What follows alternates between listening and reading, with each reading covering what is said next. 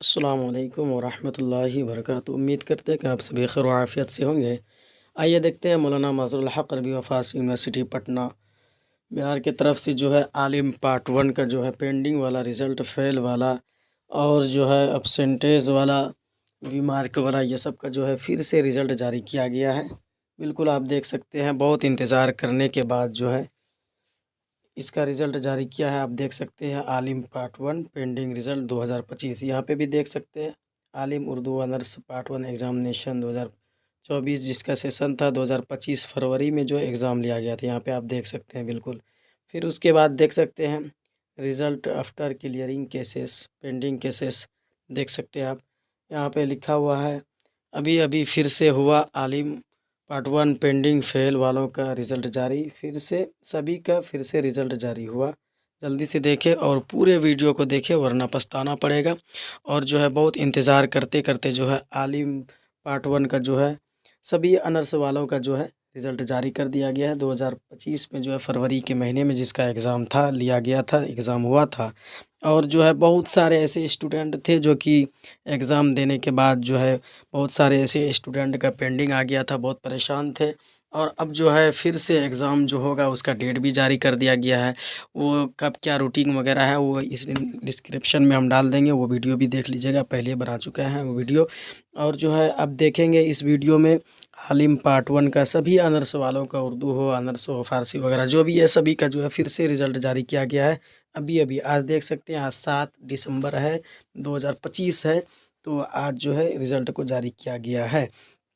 तो अभी जो है आप देख सकते हैं इसमें आपको सबसे पहले गूगल में आ जाना है। गूगल में आने के बाद आपको लिखना क्या है, M M H A P U, इतना लिखना है, MMHAPU। इतना लिखने के बाद आपको सर्च कर देना है। इतना जैसे लिखेंगे तो इस तरीके से खुल जाएगा। फिर देखिए MMHAP देख सकते हैं आप, यहाँ पे वेबसाइट का नाम आ गया MMHAPU, यानी कि मौलाना मज़हरुल हक़ अरबी व फ़ारसी यूनिवर्सिटी का वेबसाइट का नाम आ चुका है। अब जो है इस पे भी हम क्लिक करके देख सकते हैं। और फिर उसके बाद थोड़ा-सा नीचे आएँगे तो देख सकते हैं आप, यहाँ पे लिखा है एग्ज़ाम रिज़ल्ट। क्या लिखा है? Exam result. इस पे भी हम देख करके क्लिक करके हम देख सकते हैं किस तरीके से जो है किसका नाम अपना ढूँढना है और अपना मार्कशीट में अपना देखना है। पेंडिंग जो आया हुआ था पहले, और सभी का जो है फिर से आप आलिम पार्ट 1 का जो है रिज़ल्ट जारी किया है। इस वीडियो को सभी शेयर करेंगे और उम्मीद करते हैं कि बिल्कुल आप जो है इस वीडियो को लाइक भी करेंगे। कोई का अगर किसी को कुछ पूछना है तो कमेंट करके ज़रूर पूछ सकते हैं। तो तइए चलिए कि हम जो है अभी-अभी हम देख सकते हैं इस पे एग्ज़ाम रिज़ल्ट पे हम क्लिक करते हैं। जैसे इस पे क्लिक करेंगे, अगर आपके मोबाइल पे ये नहीं आ रहा है तो आप पहले वाले पे ही आप इसी पे जो है आप देख सकते हैं।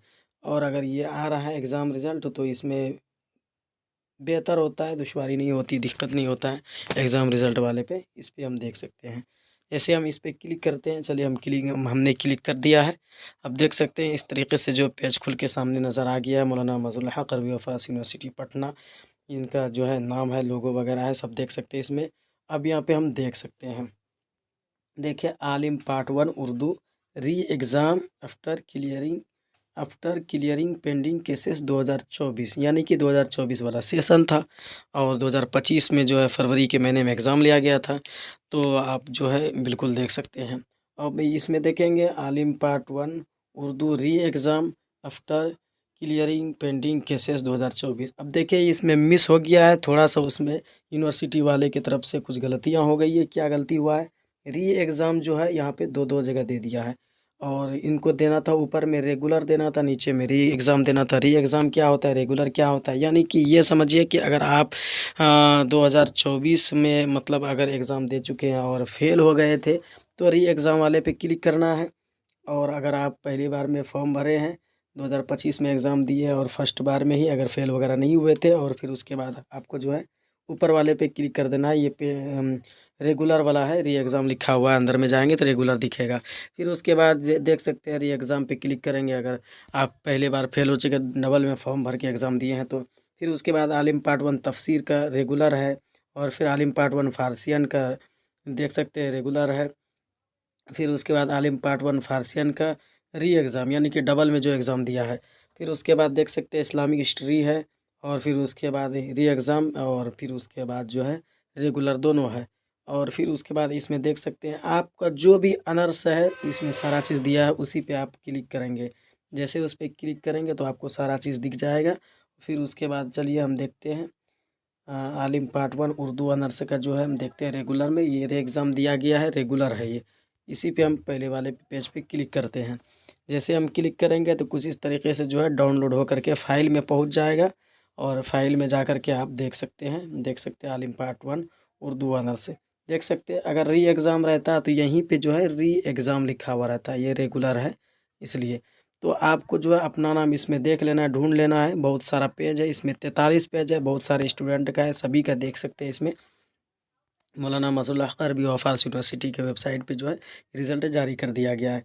देख सकते हैं मोहम्मद सग़ीर अली देख सकते हैं इसमें पास है, ज़्यादातर पास है, फिर कुछ फ़ेल भी है स्टूडेंट।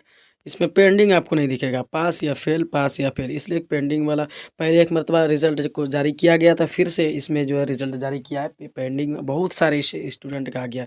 देख सकते हैं सिर्फ उर्दू ऑनर्स का आलिम पार्ट 1 का जो है रेगुलर वाले में 43 पेज है। तो आप देख सकते हैं कितना ज़्यादा जो है स्टूडेंट है इसमें। और भी सभी का जो है अलग-अलग ऑनर्स है, तो उसमें जो है सब अपना-अपना देख सकते हैं।